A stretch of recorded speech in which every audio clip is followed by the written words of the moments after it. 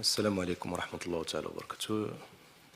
بالنسبة لاستعدادات المقابلة كنظن أنها كتمر مرات في ظروف جيدة كجميع المقابلات اللي لعبنا، المقابلة الأولى ولا المقابلة الثانية. كنظن الأجواء جيدة، كتسود واحد الروح ديال المسؤولية، كتسود واحد الروح ديال الوطنية، الروح ديال المجموعة، وتركيز كبير على الظفر بثلاث نقط إن شاء الله الرحمن الرحيم. الكل عارف بأن مقابلة مهمة كتخولنا المرور للدور الموالي. إن شاء الله الرحمن الرحيم غادي نديرو جميع الإمكانيات إن شاء الله، لا الذهنية ولا البدنية ولا التقنية والتكتيكية، باش نظفروا بالمقابلة ديال غدا إن شاء الله الرحمن الرحيم. شكرا. السلام عليكم. الحمد لله الاستعدادات كدور في واحد الجو اللي ايجابي بزاف، كما قال الكوتش، في واحد المسؤوليه اللي كبيره، كلشي واعي بالمسؤوليه اللي عليه، باش اننا غدا ان شاء الله نقدموا نكونوا في الموعد ان شاء الله، ونقدموا واحد الطبق كروي اللي جميل اللي كاين ما بين جوج منتخبات الكبيره اللي تيلعبوا كره حديثه، اللي كما تعرفوا كيتلعب هذا الماتش على جزئيات اللي كيكونوا بسيطه. نتمنى ان نكونوا ان شاء الله في موعد ونظفروا بثلاث النقاط اللي تأهلنا للدور الموالي ان شاء الله الرحمن الرحيم. السلام عليكم. عادل الرحموني، موقع ماتش بريس واذاعه راديو مدينه اف ام. كوتش، من بعد الضمان ديال المنتخب السعودي 6 نقط والتاهل، ربما يقدر اغفي غوناغ انه يرتاح اللاعبين ديالو من الاعصاب، يوجدهم الدور القديم ديال الربع. بالنسبه لكم، واش ما كتشوفش بانه يقدر يكون ضغط على اللاعبين لانهم كيبحثوا على نقطه بعد على الاقل باش يمروا والذهن ديالهم في المباراه الاخرى ديال سلطنه عمان مع جزر القمر؟ فاكيد على ان المنتخب ديال السعوديه عنده واحد لافونتاج، عنده واحد لو لوكس اللي كنا كنتمناوه حتى حنا من خلال المقابله اللي فاتت ديال سلطنه عمان. ان اي مدرب اي فريق في مرحله بحال اللي عند المنتخب السعودي، فكتجعلوه انه يكون عنده داك الامكانيه، داك لافونتاج كيف ما ذكرت، باش انه يدير تدوير للاعبين لتفاديا للعياء.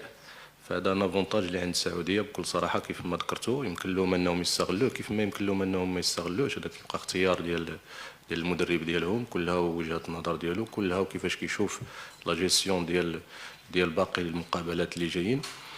مي بالنسبه لنا حنا في جميع اكبر خطا يمكننا نديروه هو اننا نلعبوا فقط على نقطه ديال التعادل، لان نخوضوا المقابله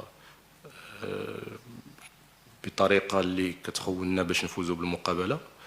كذلك غادي نخوضوا المقابله من غير ضغوطات، ان الضغوطات اللي عندنا بغض النظر على لونجو اللي كاين في المقابله فهي دائما كنقول بانها ضغوطات ايجابيه، وضغوطات كتجي من الباب ديال المسؤوليه ومن باب تشريف كره القدم الوطنيه. ما كاينش شي حاجه جديده علينا، مقابله اللي غادي تجعلنا اننا نديروا المجهودات ديالنا كامله باش اننا نظفروا بالمقابله وباش اننا نشرفوا كره القدم الوطنيه احسن تشريف.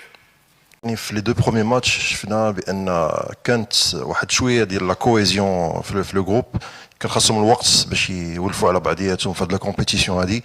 لو فولي ديفونسيف يعني في لو دوزيام ماتش بان بانه il était plus efficace، ولكن اوفونسيفمون كاين واحد لو مونك دو كومونيكاسيون ما بين لا لين ميديان ولا رولونس فيغ لافون.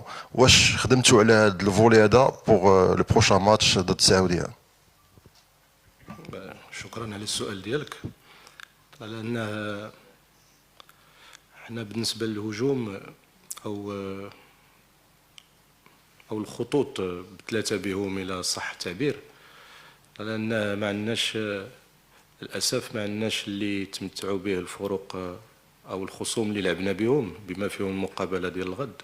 منتخب سعودي منتخب قوي، عندهم انستابيليتي في الجانب التقني ديالهم، عندهم انستابيليتي في المجموعه ديالهم، عندهم لاعبين مجموعين مع بعضياتهم، تربصات ومقابلات اللي كتدار دائما وتدارت في الاستعدادات للتأهل لكأس العالم. يعني كاين عندهم واحد متسع من الوقت فين تعاملوا مع بعضياتهم وداروا الاوتوماتيزمات كيف ما ذكرتي بالطريقه اللي باغيين وبالطريقه اللي باغي المدرب ديالهم في وقت كافي كثير.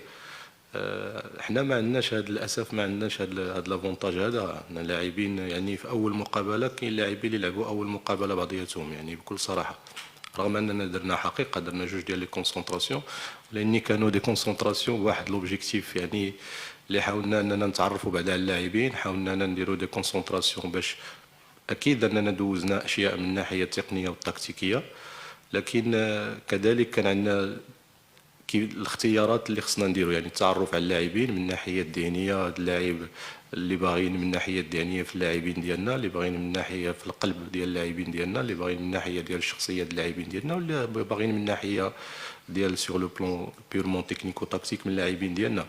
فلقينا كذلك بان كاين لاعبين اللي في اول مقابله رسميه يمكن من خلال 10 لقينا كاينين واحد 3 ولا 4 اللي اول مره كيلعبوا ببعضياتهم باشياء اللي صعبات الماموريه. ضيف على ذلك العامل كيف ما سبق لي وذكرت ديال الحضور ديال اللاعبين اللي كان متاخر، اللي جعلنا اننا الاختيارات نديروها اختيارات اللي تكون فيها اون جيستيون ديال المقابله الثانيه، واللي تكون فيها اون جيستيون ديال المقابله الثالثه. كذلك المقابله الاخيره ضد المنتخب العماني اللي جعلت كذلك ان هذيك لا كارطون اللي تكون ما تجعلش اننا نبقاو غاديين في ذاك النسق اللي كان غادي به الشوط الاول، واللي جعلنا اننا نطلعوا النسق في الشوط الثاني او نقحموا اوراق ديالنا اللي تكون رابحه باش اننا نظفروا بالمقابله الى دازت واحد 10 دقائق ولا 15 دقيقه. فهادو للاسف حنا عندنا هاد لو كونترانت مقارنه بالفرق اللي كنلعبوا معها واللي عندهم اريحيه انهم لاعبين مع بعضياتهم ديجا منتخبات قويه، وعندهم يعني لو لوكس ديال انهم مده طويله وهما كيتعاملوا بعضياتهم وعندهم الاوتوماتيزمات بعضياتهم، ولان حنا كنحاولوا كذلك اننا نحفروا شويه في لي كومبيتونس وكذلك نستغلوا لا كاليتي اللي كاينه والتجربه اللي كاينه في المجموعه وقوه الشخصيه اللي كاينه في المجموعه وحب الرايه باش اننا نكومبونسيو هاد الاشياء اللي ناقصانا. شكرا. وليد الحديدي فروم 365 سكورز، تحياتي يا كابتن طارق. يعني مؤكد التعادل الاخير امام المنتخب العماني وضع المنتخب المغربي في موقف صعب، لانه محتاج يفوز علشان يضمن التاهل في المباراه الاخيره، لكن المباراه الاخيره قدام منتخب ايضا قوي بقياده مدير فني صاحب خبرات ويحمل ذكريات كمان مع الكره المغربيه. تعليق حضرتك على مواجهتك للمنتخب السعودي وصعوبتها خصوصا قدام مدير فني مثل إيرفي رينار يعلم الكثير عن الكرة المغربية؟ فأكيد أن المقابلة ماشي سهلة على الطرفين، يعني كيف ما لاحظتوا الميزة ديال هذه المنافسة هو أن كل مقابلة فهي مقابلة صعبة.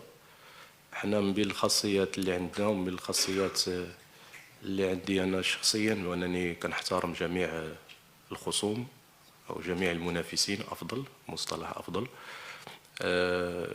وكنتعاملوا بواحد التواضع كبير، كنعطيو لكل مقابله الحجم ديالها، كنعطيو لكل خصم الحجم ديالو بكل احترام بكل تقدير، لا اكثر ولا اقل.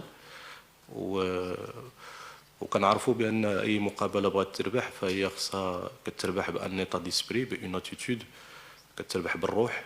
وهذه من بين الاشياء اللي بانت كذلك في هذه المنافسه، بان جميع الفرق ما كيبغيوش يخسروا، جميع الفرق ما كيرضاوش بالهزيمه، جميع الفرق كيلعبوا بواحد الروح عاليه وعاليه كثير. وبان كذلك بان الفوارق ما كايناش، كاين يمكن فوارق من الناحيه التقنيه بين بعض المنتخبات ومنتخبات اخرى، وي متفق معك، ولكن كتلاشى بهذا العامل اللي قلت لك ديال الروح ديال النديه ديال التنافسيه الكوتي مونطال. كنظن علينا اننا نكونوا جاهزين ان شاء الله لهذه المقابله على غرار المقابلات اللي يقدروا يجيو من بعد ان شاء الله الرحمن الرحيم. ما مدى جاهزيه اللاعبين من الناحيه اللياقه البدنيه بعد ضغط المباريات؟ هل سنلاحظ تغيير بالتشكيل او مداوره اللاعبين؟ شكرا. لا للاسف بالنسبه لمداوره اللاعبين كنظن صعب اننا نتدار، لان احنا بصدد البحث على يعني ورقه التاهل. يعني محل كيف ما سبق لي وذكرت حنا ما عندناش هذا لو لوكس ديال اننا نديروا مداوره اللاعبين من اجل النظر للمقابله اللي بعد، خصنا بعدا نتخطاو هذا الدور هذا. ف يعني نكون معك صريح لحد الان مازال كنفكر في المجموعة أو في أفضل مجموعة يمكن لي نخوض بها المقابلة. مقابلة مرة واحدة أخرى ما تكونش سهلة، مرة واحدة أخرى غادي تكون مقابلة اللي صعبة ضد منتخب قوي، ضد منتخب مؤهل لكأس العالم، ضد منتخب جاي يعني من مرشح كذلك قوي للظفر بهذا اللقب هذا. وان شاء الله رحمه رحيم احنا جاهزين كذلك باش اننا نخرجوا بالمقابله لبر الامان ونمروا للدور الموالي ان شاء الله. شكرا. مجدوبي من جريدة المنتخب المغربية. كوتش طارق، هل تعمل بنظام المداورة فيما يخص حراسة المرمى؟ شفنا طارق شهاب في المباراة الأولى أمام جزر القمر، في المباراة الثانية أمام عمان شفنا الحارس مهدي بن عبيد. هذا سؤال الأول. بخصوص السؤال الثاني، أنت واحد من المدربين في المغرب الذين يستميتون في الدفاع عن اللاعبين ديالهم، واش تشوف بأن أمين زحزوح أقنعك في حضور في نهائيات كأس العرب لحد الآن؟ شكرا.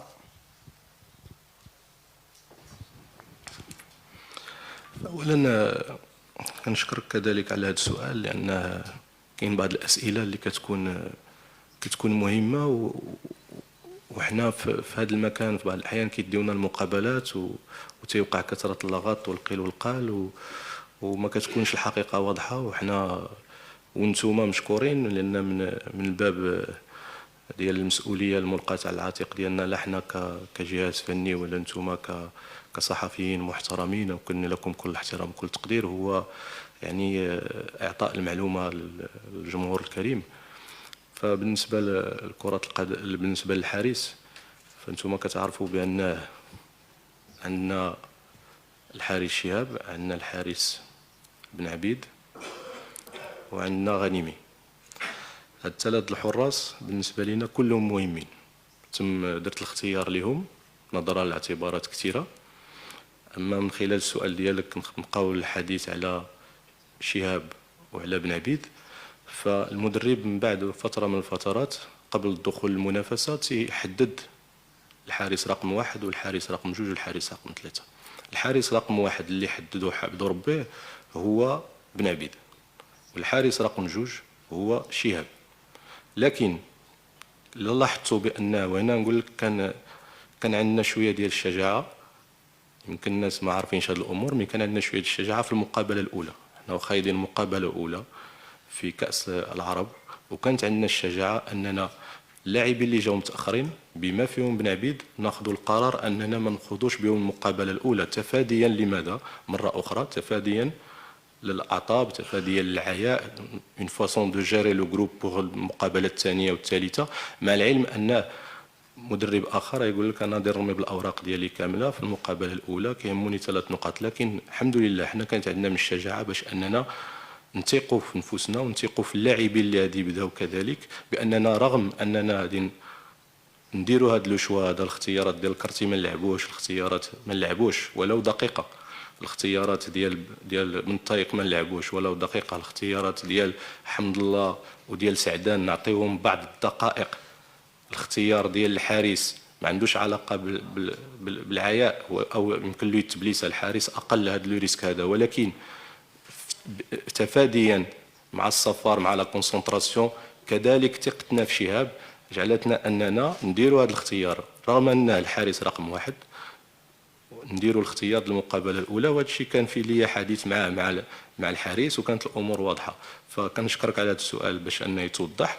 هذا هو السبب علاش بن عبيد ما لعبش المقابله الاولى، وعلاش لعب المقابله الثانيه، وعلاش يلعب المقابله الثالثه. وهذا لا ينقص في طريق في صلاح الدين شهاب ولا شيء، لانه هو حارس كبير، حارس عظيم، وبين عليها في المقابله اللي فاتت كيف ما بين عليها في الوقت فاش كان معايا في المغرب الفاتي، كيف ما بين عليها كذلك في هذه السنه هذه، لانه من بين افضل الحراس اللي كاينين في البطوله الوطنيه المغربيه. لكن هذا هو حقيقه ديال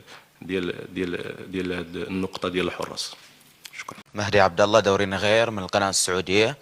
سؤال للكابتن محمد المفيد، كونك في خانة الظهير الأيمن، من اللاعب الذي تخشى مواجهته من المنتخب السعودي، خصوصا أن سالم الدوسري مساهم في 5 أهداف في هذه البطولة وراح يكون ركيزة أساسية في المنتخب السعودي.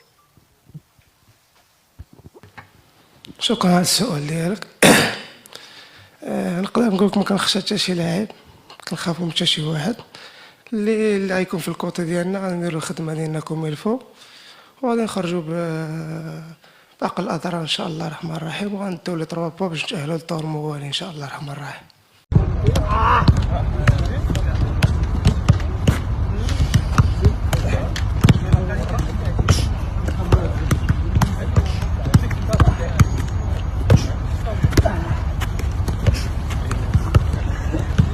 عندك مفتوحات يا راه هذه